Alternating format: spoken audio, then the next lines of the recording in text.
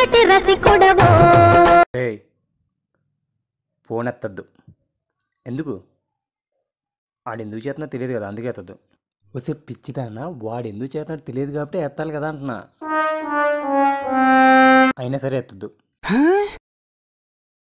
రే ఇప్పటి నుంచి మనం ఏం చేయాలనుకుంటున్నాం ఎవ్వరికి ఏమీ చెప్పకూడదు.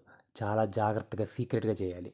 మన ప్లాన్స్, మన కష్టపడేది, మన గోల్స్ అన్నీ నెరవేరేదాకా బయటికి చెప్పకూడదు. సాధించాలి, సాధించాక చెప్పాలి. ఓకేనా?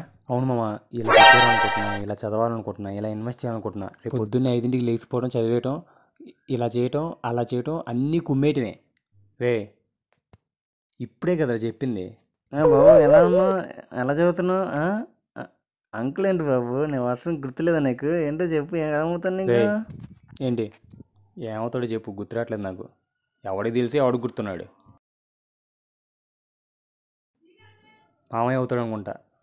మామయ్య నాన్న తమ్ముడు ఇతను. మామయ్యలో అవుతాడు.